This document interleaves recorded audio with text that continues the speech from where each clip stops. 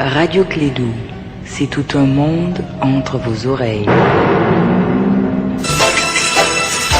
Radio Clédou, le journal avec Sotelma Malitaire.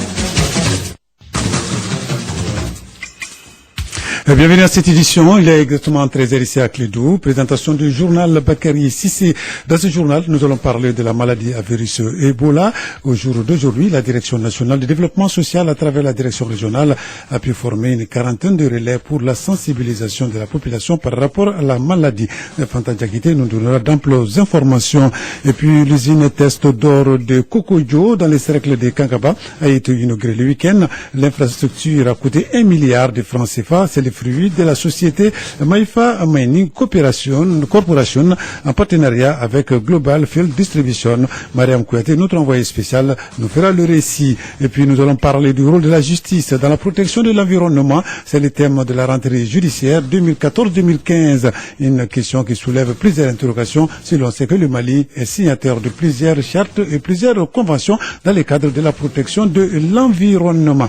À la fin de ce journal, nous allons retrouver Sekou qui va nous parler de la Coupe d'Afrique des Nations 2015. La compétition se déroulera bien du 17 janvier au 8 février, a annoncé hier la Confédération africaine de football. Où la question reste donc posée. C'est le titre, le développement dans un instant avec Bakary Sissé.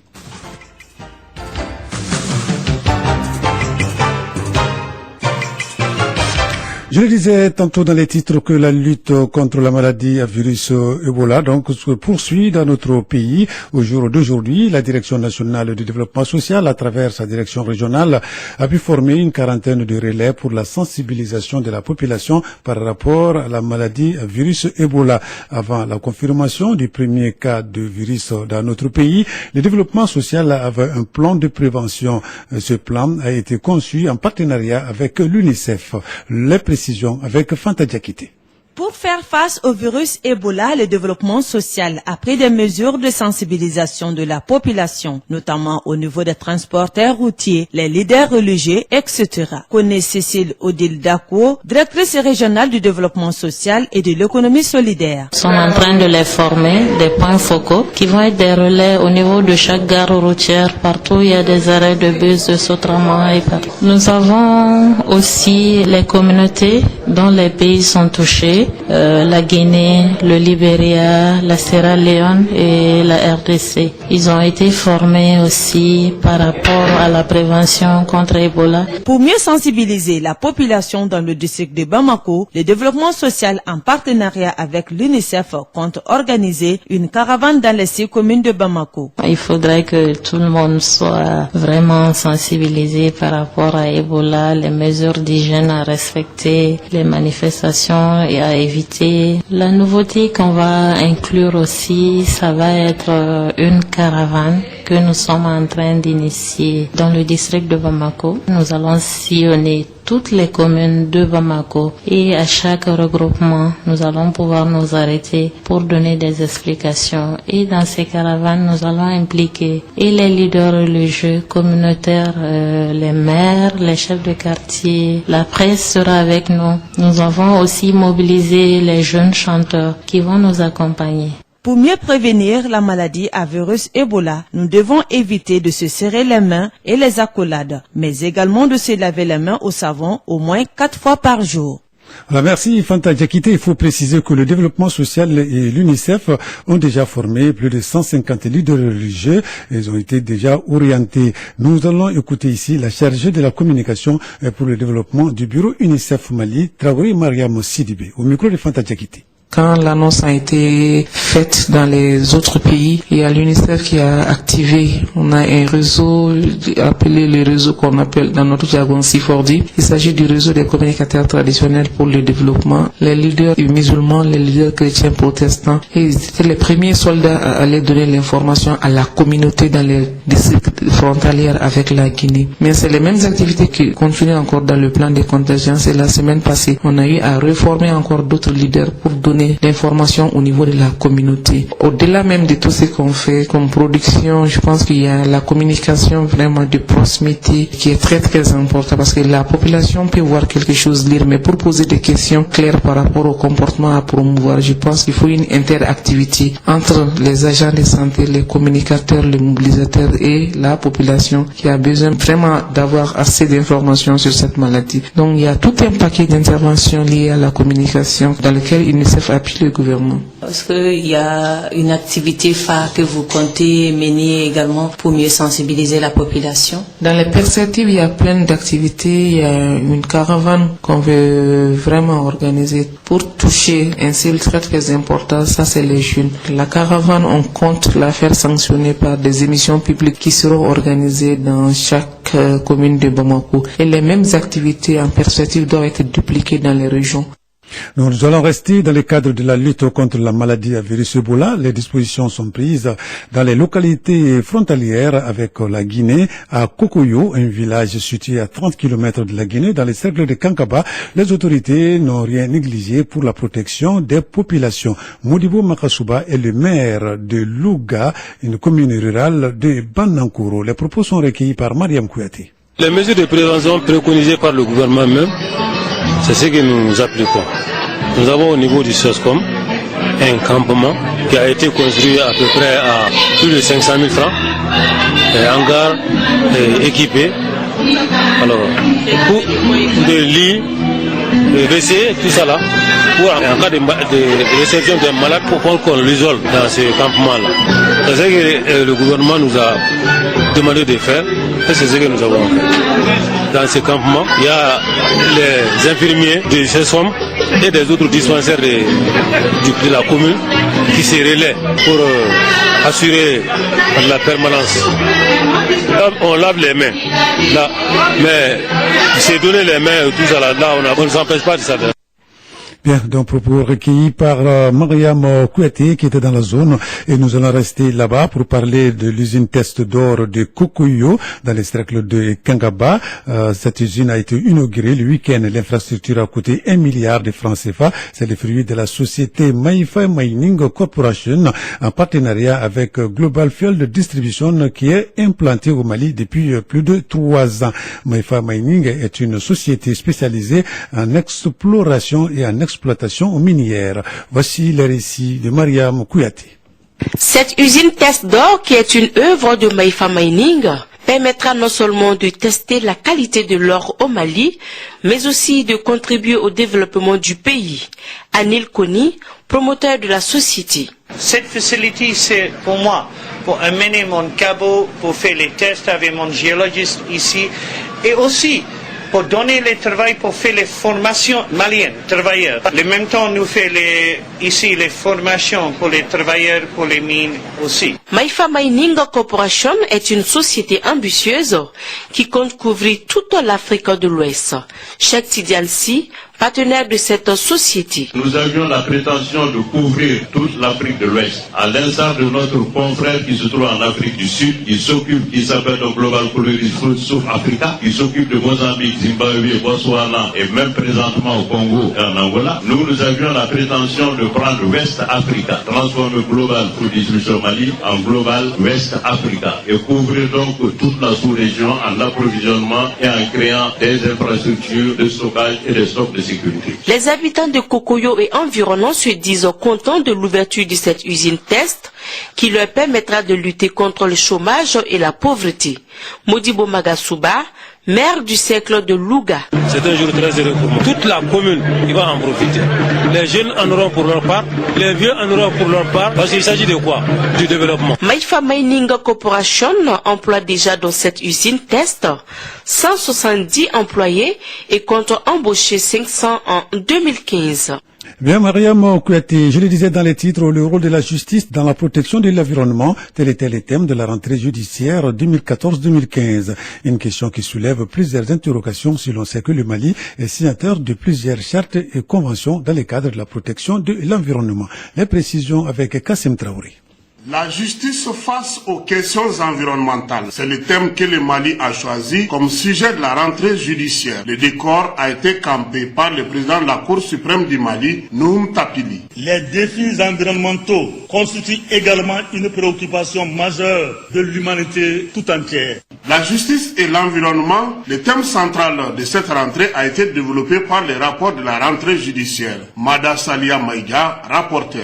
En vue d'accroître l'efficience de la protection judiciaire de l'environnement, est-il nécessaire de limiter la technicité et la complexité de la norme environnementale et de réduire l'emprise qu'exerce l'administration sur l'élaboration des incriminations écologiques. Cela passerait sûrement par une interprétation aussi large que possible de la qualité à agir devant les juridictions en matière d'atteinte à l'environnement. Le bâtonnier de l'ordre des avocats dira que la régénération de la terre doit être le combat de chaque citoyen. Maître Seydou Sidiki Koulibaly. Mais c'est surtout un rappel à l'obligation qui nous incombe en tant que terriens, exploitants et gérants précaires de cette nature d'en préserver les ressources, notamment par le reboisement, la mise en jachère des terres arables, l'observation légale ou conventionnelle de moratoire sur l'exploitation des ressources forestières, halieutiques et fauniques, surtout de l'utilisation raisonnable des énergies polluantes. 160 milliards, ce sont les pertes annuelles dues à l'érosion au Mali. C'est ce qu'a dit Ibrahim Boubacar Keïta, président de la République. Il ressort des études réalisées que l'on assiste à une diminution très significative du produit intérieur brut dans notre pays du fait de la dégradation des terres. Les pertes annuelles dues à l'érosion des sols sont évaluées à la somme de 160 milliards par an. La déforestation causerait la perte de 142 milliards de francs CFA par an. C'est pourquoi le juge, aussi bien civil que pénal, qu'administratif, est appelé à consacrer une attention particulière, et cela de plus en plus, au traitement de ces affaires. Cette rentrée judiciaire se passe au moment où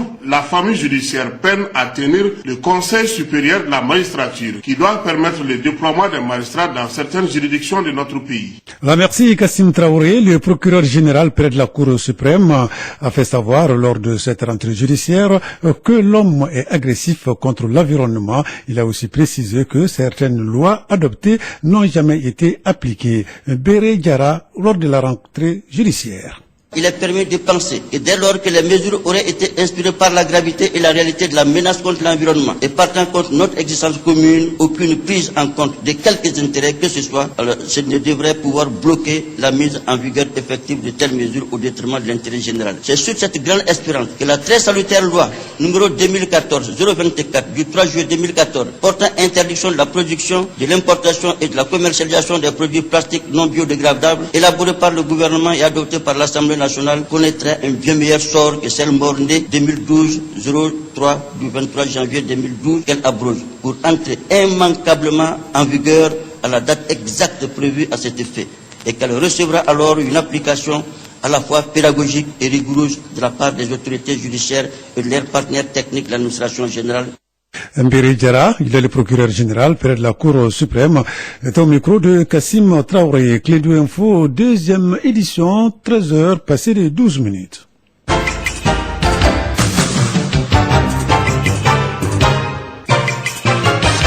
Nous allons à Caille pour rapprocher son émission du public dans la région du Mali et l'innover avec un style particulier. L'animateur de la célèbre émission Allo Clédou était à Caille. Yeli Madi Konaté a entamé sa première tournée à Caille, la première région administrative du Mali. Voici le compte rendu de cette première sortie par notre correspondant Boubacar Niane.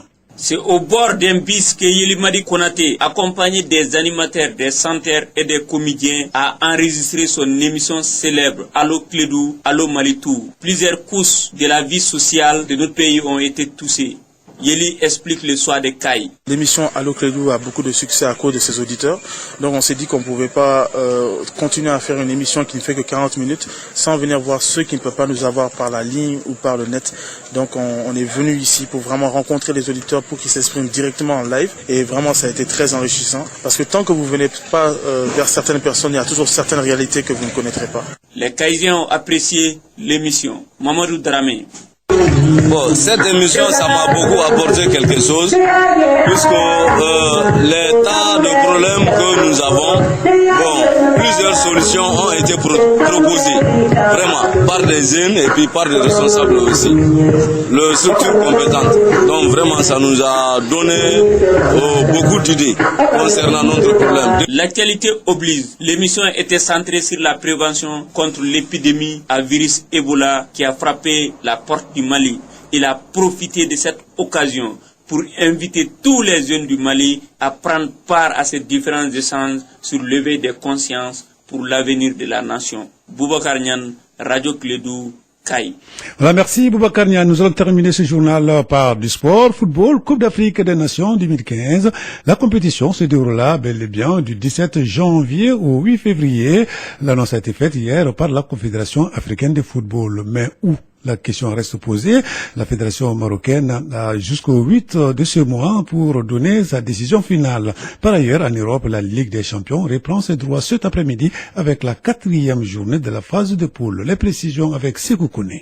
La Confédération africaine de football a officiellement décidé ce lundi de maintenir la prochaine Coupe d'Afrique des Nations aux dates prévues du 17 janvier au 8 février 2015. Mais dans quel pays? Le comité exécutif de la CAF demande au Maroc de clarifier sa position définitive avant le 8 novembre 2014. Une réunion aura ensuite lieu le 11 novembre au Caire, siège de l'organisation, afin de prendre des décisions nécessaires. Par ailleurs, la Ligue européenne des clubs champions reprend ses droits ce mardi avec la 4e journée de la phase de poule. 8 rencontres sont au programme. Dans le groupe A, la Juventus de Turin accueille l'Olympiakos de Pirée. L'Atlético Madrid rend visite chez Malmo. Groupe B, au stade Santiago Bernabéu de Madrid, les Real affrontent les Anglais de Liverpool. Les FC Bâle jouent contre Ludogorets Razgrad. Groupe C, les Zénith Saint-Pétersbourg se mesurent au Bayer Leverkusen.